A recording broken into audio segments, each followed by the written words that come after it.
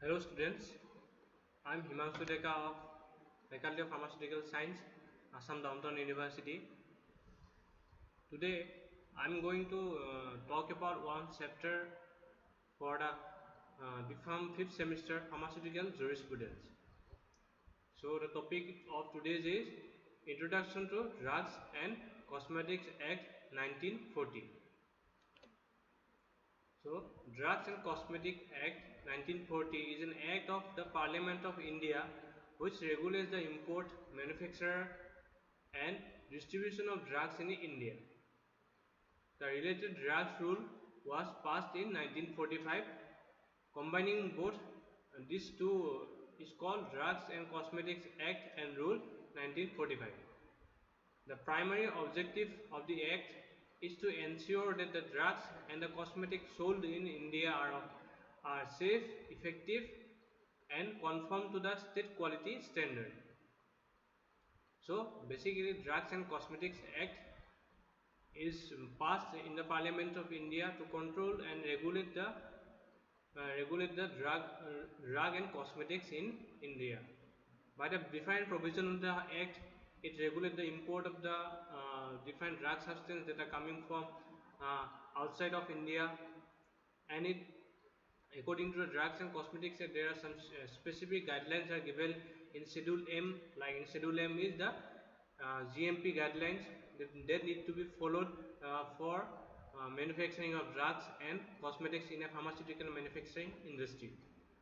And distribution, there channel of distribution is there. From the manufacturer it goes to the wholesaler, then to the retailer. From the retailer, the drugs goes to the consumer. So for selling of the drugs to the consumer, there are certain rules and regulations are there. So all these rule regulations are included in Drugs and Cosmetics Act 1940. The term drug is defined in the Act includes a wide variety of substances, diagnostic and medical devices. The Act defines cosmetics as any product that is meant to be applied to the human body for the purpose of beautifying or cleansing. So there are certain the Act, Drugs and Cosmetic Act was amended several times. So these are the several amendment passed in Parliament of India. The Drugs and Cosmetics Act is divided into 5 chapters. Chapter 1 is introductory. Chapter 2 is Drug Technical Advisory Board, Central Drug Laboratory and Drug Consultative Committee. Chapter 2 covers all the aspect of DTAB, CDL and Drug Consultative Committee. So these are the committees that are regulate the drugs and cosmetics in India.